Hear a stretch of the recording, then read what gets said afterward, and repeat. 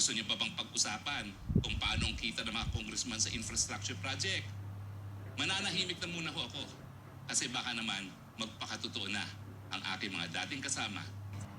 Ang totoo po niyan, lumalabas na dun sa concurrent resolution number 10, 2012 pa pala nagsimula itong patakaran na ito, na talagang lahat ng budgetary allotment ng mga kongresista at senador ay liquidation by certification lamang. Hindi ko po sinasabi na walang basihan yan. For instance, yung mga humihingi ng mga tulong pag namatay, pag may sakit, alangan namang i-bidding mo pa yan bago mo bigyan ng pera. So yan ang dahilan kung bakit merong certification, liquidation by certification. Pero wala po dapat magsinungaling. Dapat tanggapin ang katotohanan na sa Kongreso, sila mismo, mga congressman, ang auditor sa kanilang sarili. Bakit? Kasi I certify that the funds were spent for a public purpose. Magkano ang budget niya? Well, ulitin ko po ha, nung time ko, 700,000 po yung budget namin. Kasama dyan yung MOE, yung traveling expenses, representation expenses.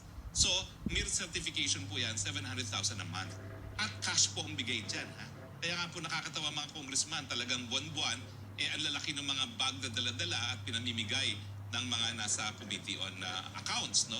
Ang nakacheque lang po dyan ay yung sweldo namin. At ang sweldo naman po namin, yung pinakamataas, yung second na pinakamataas sa gobyerno, ang pinakamataas po yung presidente. So maabot po yun ng 100,000 a month. So all in all, yung ako po yung kongresista, mga around 800,000 a month yan. No?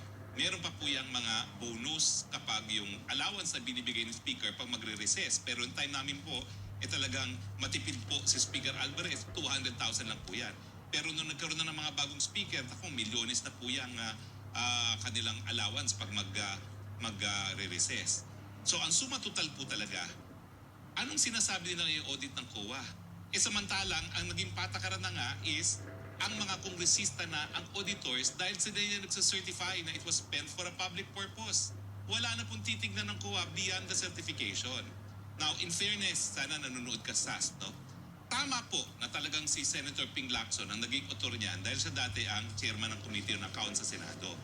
Pero, ang nangyari noong 2012, may pumalag na auditor sa Senado na hindi nga sang-ayon dun sa liquidation by certification. So nagkaroon daw ng kasunduan na si Gloria Tan Climaco pa ang chairman ng COA na 500,000 lamang ang covered by certification by liquidation by certification. Pero ang sabi ko kay Senator Ping, sa House po wala. Wala kaming amount talagang liniquidate. So ang sabi ni Senator Ping, ibig sabihin hindi nila sinunod yung aming compromise na hanggang 500,000 a month lamang ang liquidation by certification. Siyempre hindi susunod kasi ang laking diit naman ang pondo ng kongresista pagdating sa mga senador. Nako siguro po, pagbalik ko dito, himay-himayin ko kung ano yung mga halagang yan ngayon. Ha? Kasi po ngayon, malakihan na. Hindi lang po 700,000 po yan. Dahil kung ang aming, kung tayo ni Pantaleon Alvarez, 200,000 lang ang binibigay niya kapag merong recess. Ngayon po, milyones nang binibigay ng mga speaker na sumunod kay Pantaleon Alvarez. No? So hindi ko na po talaga alam kung anong patakaran at magkano na ngayon. Pero I could imagine, mas malaki na po. Kaya pa nga po hinihingi ko sa staff namin ngayon, taon-taon po, pinapublish naman ng House kung magkano yung pondo ng kada congressman. Yun po pinag-uusapan natin. Yung buong pondo na binibigay sa kada congressman at kada senador, hindi po yan subject to liquidation. Kaya for instance, yung sinasabi nilang 2 billion na traveling expenses ng Kongreso, wala po nagsasubmit dyan ng bulk train ticket.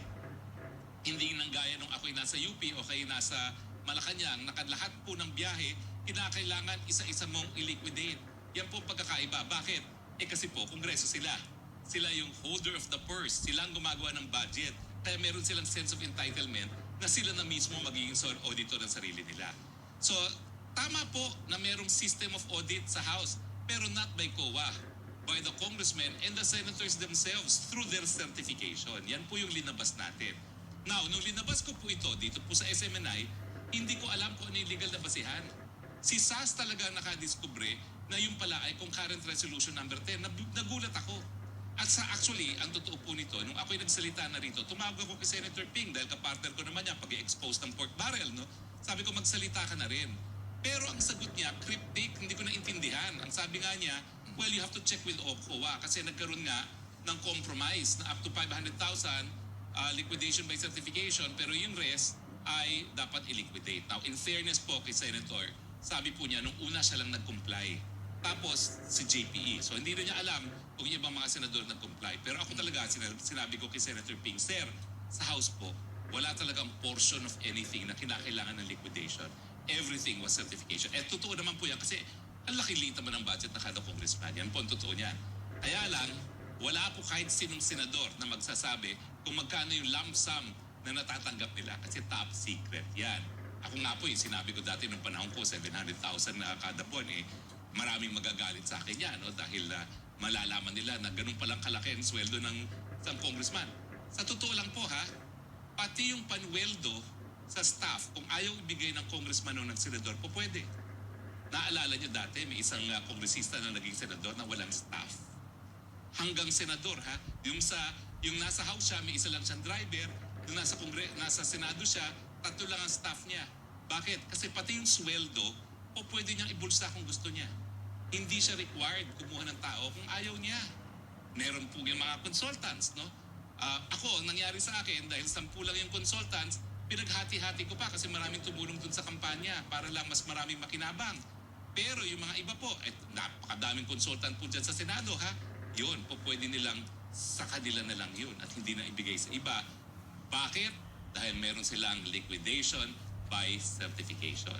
So pag-aaralan po natin siguro, kung hindi natin makuha ngayong araw nito, sa susunod na araw na naririto ako, magkano yung budget ng kada congressman na liquidation through certification at magkano ang suma total.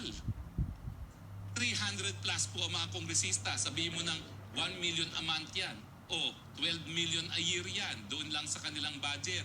Wala pa po dyan ang sweldo ha, times 300. Sige nga, ganun kalaki po yung liquidation by mere certification. Kaya ang hinihingi ko lang naman po, ganito, itigil yung hypocrisy na yan, yung pagkukunwari na yan. Talaga po ako nagsalita. Ako po, team player. Okay, pulaan niyo ako. No, ako'y kongresista, hindi ako nagsalita. Bakit? Kinakailangan maging team player ka eh. Kabahagi kayo ng institusyon eh. Pero ngayon, hindi na po ako kabahagi. At huwag kayong magsasalita. Kayong mga kongresista, na you're in the right side of history, mahiya kayo ha. Kapag sinasabi nyo ng pananagutan, paggastos ng pondo ng gobyerno, mahiya po kayo. Huwag naman po magsisinungaling. Aminin ang aminin at huwag magmamalinis. Kaya po may confidential fund kasi may mga gastos na hindi maidaan sa government procurement.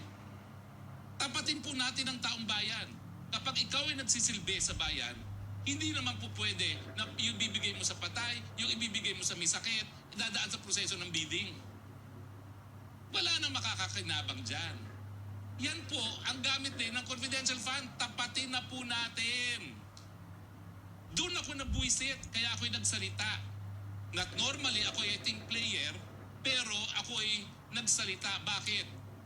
Huwag maging magpanggap. Huwag nagmamalinis. Tanggapin ang katotohanan na kung ikaw ay politiko, pinupuntahan ka talaga para sa tulong at saan mo kukunin yun. Kung hindi din naman sa budget ng gobyerno. Sa akin po, walang masama dyan dahil ibinabalik mo sa tao. Pero ang punto po, dapat meron namang mekanismo na masiguro na babalik yan sa tao at hindi sa inyong sariling mga bulsa. Diba? At yan po ang wala ang Kongreso. Now, paano yung confidential fund ni VP Sara? Yan po ay subject to repertorial requirement every quarter. Na walang ganyang requirement sa Kongreso.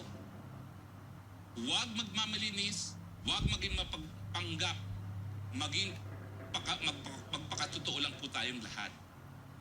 Aminin ninyo ng pagtanggal sa confidential fund ni Sara dahil banta siya kay Speaker Romualdez. Pero huwag kayo magmamalinis. Dahil alam nyo kung anong patakaran dyan. At yan ang dahilan kung bakit ako nagsalita. Ngayon, harapin nyo ang taong bayan. Diba? Nagsimula yan dahil gusto nyong sirain ang ating Vice President.